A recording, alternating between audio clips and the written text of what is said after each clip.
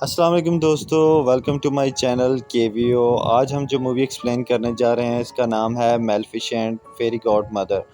और इस मूवी में हम इंसानों और परियों के बीच में क्लैश देखने वाले हैं। इससे पहले अगर आपने मेरे चैनल को सब्सक्राइब नहीं किया तो मेरे चैनल को सब्सक्राइब कर दीजिएगा, और अगर मेरी वीडियो पसंद आए तो मेरी वीडियो को भी लाइक कर दीजिएगा। चलें शुरू करते हैं।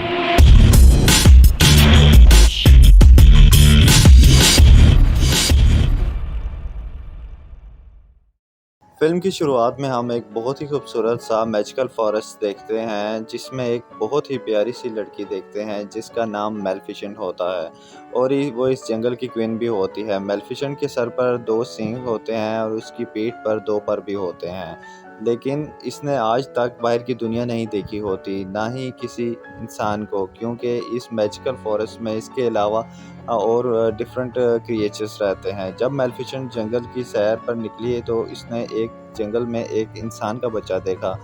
वो इससे पूछती है कि तुम कौन हो और यहाँ क्या कर रहे हो। वो मेलेफिसेंट को बताता है कि मेरा नाम स्टीफन है और मैं रास्ता भटक गया हूँ। मैं इस जंगल के पास वाले कैसल में रहता हूँ। फिर मेलेफिसेंट इस लड़के से कहती है कि मैजिकल फॉरेस्ट है ये, आपको पता नहीं है, और तुम्हारा यहाँ पर आना ठीक नहीं होगा। आओ मैं तुम्हें तुम्हारे कैसल का रास्ता बता देती हूँ। फिर वो दोनों बातचीत करते हुए कैसल की तरफ जाते हैं, जिस दौरान मेलेफिसेंट स्टीफन को कहती है कि तुम बहुत ही प्यारे हो, और मुझे पता है कि इंसान बहुत प्यारे होते हैं। मुझे नहीं पता था कि इंसान भी इतने अच्छे होते हैं। जिसके बाद स्टीफन कहता है कि तुम भी बहुत खूबसूरत हो और ख़ास तौर पर तुम्हारे ये जो पर हैं ये मुझे बहुत पसंद आए हैं।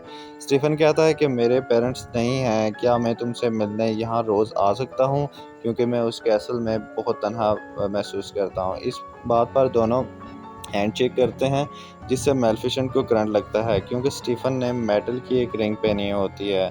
और मेलेफिसेंट को मेटल की जितनी भी चीज़ें होती हैं उससे एलर्जी होती है, क्योंकि एंजल्स को मेटल जला देता है और मेटल एंजल्स के लिए हार्म होता है। फिर स्टीफन वो रिंग उतार कर फेंक देता है। फिर स्टीफन किंगडम के कैसल में वापस चला जाता है, लेकिन जिस कैसल से स्टीफन बिलोंग करता है उसकी किंग उस किंगडम के जो किंग होता है वो मैजिकल फॉरेस्ट पर कब्जा करना चाहता है। फिर अगले दिन स्टीफन फिर वहाँ आता है और दोनों मिलकर बहुत एंजॉय करते हैं, और अब वो दोनों बहुत अच्छे दोस्त बन चुके थे। देखते देखते काफ़ी साल गुजर जाते हैं और अब मेलेफिसेंट और स्टीफन एक दूसरे को बहुत लाइक करना शुरू हो चुके थे। उन दोनों में फिर कुछ इंटीमेट सीन्स भी होते हैं। फिर मेलेफिसेंट को यकीन हो जाता है कि इंसान एंजल्स को के दुश्मन नहीं हो सकते और इंसान दिल के बहुत अच्छे होते हैं।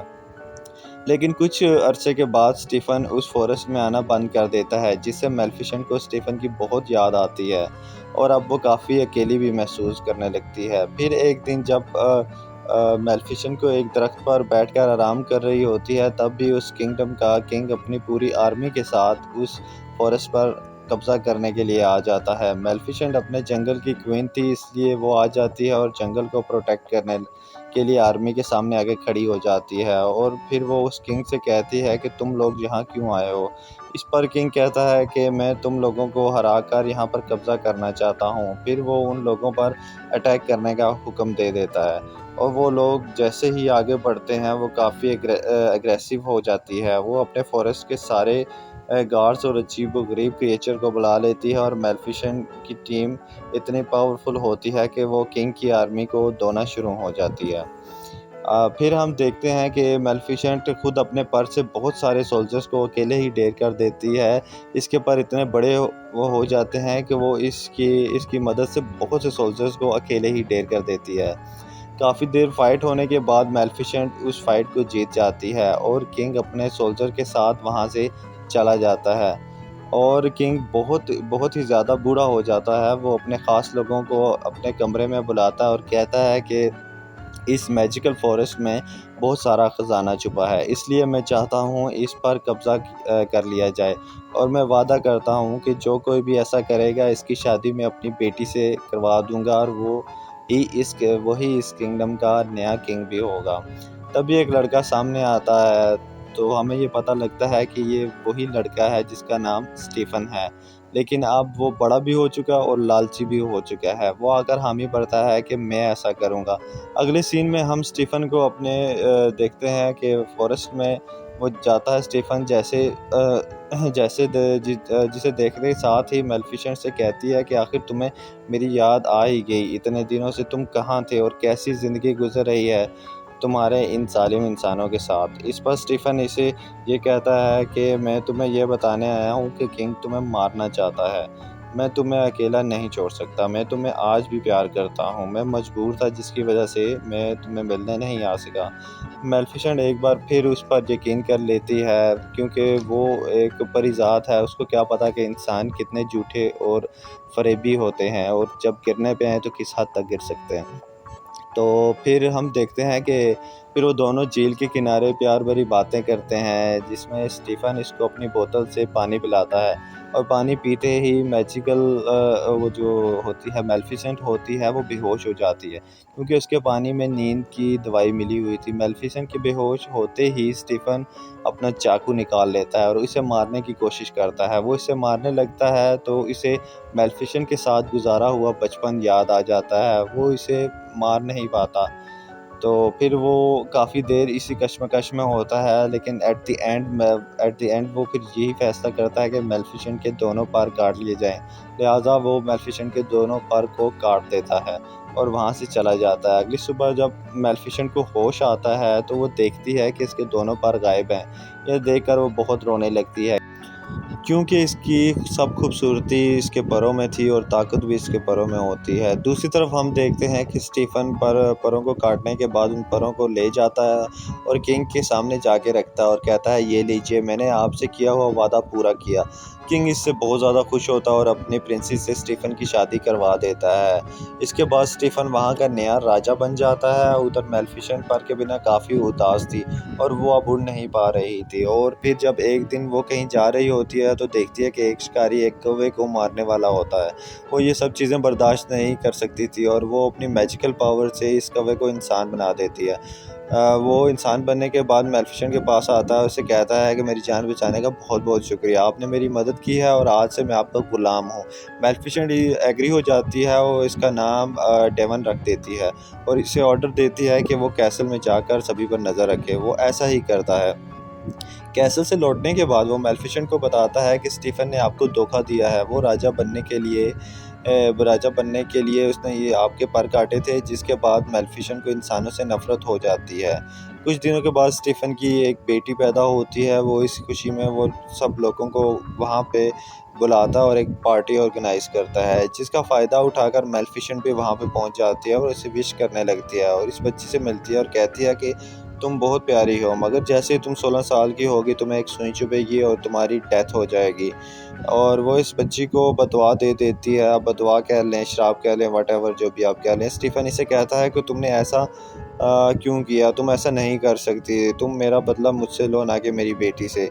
तब मेलेफिसेंट कहती है कि मैं भी तो एक लड़की थी।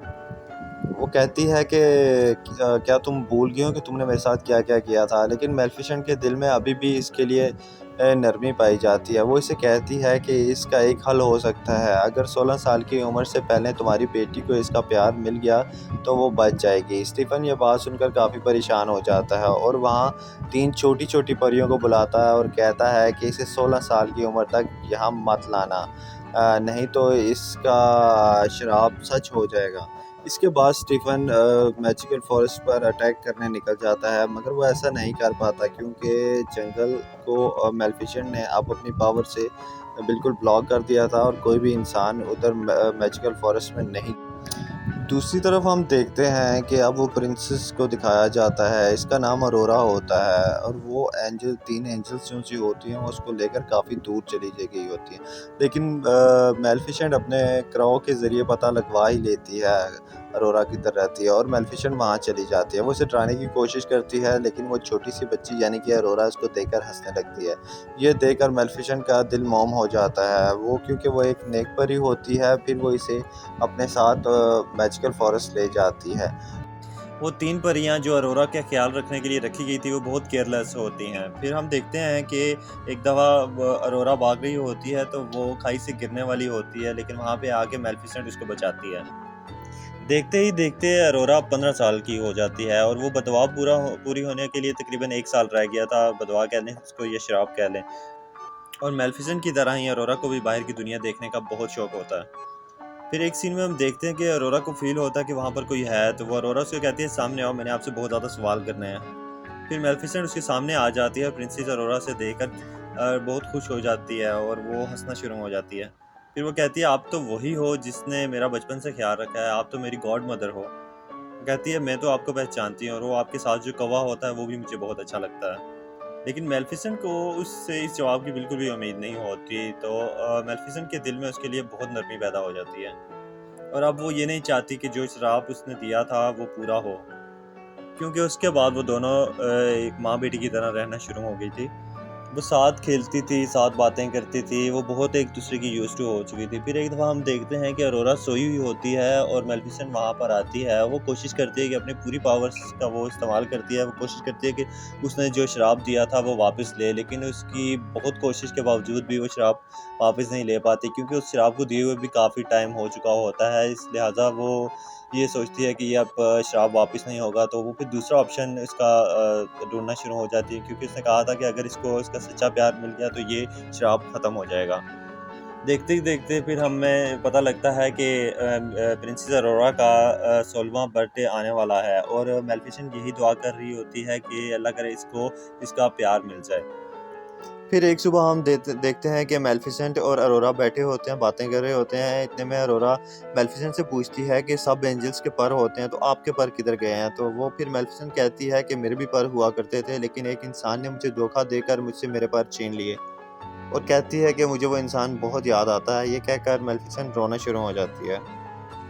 फिर हम देखते हैं कि अरोरा को उसी जंगल में एक लड़का मिलता है जो कि पास वाले कैसल का प्रिंस होता है। वो एक दूसरे को मिलते हैं, उनको देखते ही एक दूसरे को वो पसंद करना शुरू हो जाते हैं। फिर अरोरा जब वापस आती है और जो उसके साथ जो सी 3 एंजल्स थी उनमें से एक को कहती है कि मैं अब मेल्फिसेंट के साथ रहना चाहूँगी, मैं उसके साथ बहुत कंफर्टेबल होती हूँ। ये सुनकर वो समझते हैं कि क्या पता मेल्फिसेंट ने इस पे कोई जादू कर दिया है जिसकी वज़ह से ये कह रही है कि मैं मेल्फिसेंट के पास रहूँगी, तो लिहाज़ा वो जाकर अपना ये जो बात होती है वो जाकर अपने किंग को बता देती हैं। लेकिन ये सब बताने के साथ-साथ ही वो ऐसा करती हैं, वो जो होती हैं एंजल्स होती हैं, वो साथ ही अरोरा को भी सब बता देती हैं कि मेल्फिसेंट ने तो तुम्हें श्राप दिया था। वो सारी वो डिटेल बता देती हैं कि वो इस तरह हुआ था, उन्होंने श्राप दिया था कि जब तुम 16 साल की होगी और तुम्हें सुई चुभेगी और तुम मर जाओगी, ये श्राप मेल्फिसेंट ने दिया था। ये बात वो अरोरा बिल्कुल भी नहीं मानती। तो इस चीज़ की तस्दीक करने के लिए वो मेल्फिसेंट के पास चली जाती है, उससे पूछती है क्या ये सच है? वो सब डिटेल बताती है कि मुझे जो-सी एंजल है उन्होंने ये बात बताई आपके मुतालिक, आप मुझे बताएँ कि इसमें कितनी सदाकत है? फिर मेल्फिसेंट बताती है कि जी हाँ, मैंने आपको श्राप दिया था, लेकिन वो मैंने तो तुम्हारे फ़ादर से बदला लेने के लिए दिया था। तो और ये सब चीज़ें मैंने इसलिए की थी कि मैं जो उससे बदला लेना चाह रही थी, लेकिन जो टाइम गुज़रा तो मुझे तुमसे बहुत प्यार हो गया, मैं तुमसे बहुत प्यार करती हूँ, लेकिन मैं अब ये नहीं चाहती कि वो श्राप तुम्हें लगे। तो ये जब सारी बातें सुनती है, अरोरा वहाँ से बहुत उदास होती है और वहाँ से भाग जाती है और भाग के फिर वो अपने किंगडम चली जाती है। वो किंगडम में जाके अपने फ़ादर से मिलती है और जो कि उसका फ़ादर स्टीफ़न होता है, स्टीफ़न से मिल के कहती है कि मुझे नहीं पता था कि मेरे फ़ादर भी हैं। तो फिर इतने में जिसका फ़ादर जब देखता है तो वो बड़ा हैरान होता है और कि जो एंजल्स होती हैं उनकी काफ़ी बेइज़्ज़ती भी करता है कि मैंने तुम्हें कहा था कि 16 साल होने से पहले इसको नहीं लेके आना और इसके 16 साल होने में अभी 1 दिन रहता है। तो फिर वो अपने रियाया को हुक्म देता है कि आप उनके जो आगे काम कर रहे होते हैं उनको हुक्म देता है कि इसको ले जाएँ और जाके एक कमरे में बंद कर दें। ख़ैर स्टीफ़न के हुक्म देने के बाद एक सोल्जर उसको अरोरा को ले जाता है और एक कमरे में बंद कर देता है जहाँ पे किसी और का आना-जाना नहीं होता। और स्टीफ़न कर भी क्या सकता था, उसके पास और कोई ऑप्शन नहीं था। इतने में हमें पता चलता है कि वो दिन आ ही जाता है जिस दिन शराब में पूरा होना होता है। फिर हम देखते हैं कि वहाँ पे एक चेयर होती है, उसके साथ एक सुई लगी होती है, तो शराब की इतनी ताकत होती है कि वो ऑटोमैटिकली ही अरोरा उसके पास चली जाती है और उस सुई को वो हाथ लगाती है। जो ही वो हाथ लगाती है, तो वो सुई से चुभती है और वो शराब पूरा हो जाता है और अरोरा वहाँ पे गिर जाती है। लेकिन गिरती है, मरती नहीं है, वो बिल्कुल सो जाती है, ना किसी से बात करती है, ना कुछ, वो बिल्कुल मतलब कि वो शराब पूरा होने ही वाला होता है उसका। इसकी वजह से स्टीफ़न बहुत परेशान हो जाता है क्योंकि उसकी बेटी गहरी नींद में सो गई थी और वो उठ नहीं सकती थी। दूसरी तरफ हम देखते हैं कि मेलेफिसेंट को भी पता चल गया कि आज श्राप पूरा होने जा रहा है, तो वो फिर ऐसा करती है कि वो उस लड़के को ले आती है बेहोश करके कैसल में ले आती है और उसे कहती है कि तुम इसको पसंद करते हो तो इसको किस करो। उनके उसका ये माइंड होता है कि अगर ये किस करेगी तो अरोरा बच जाएगी।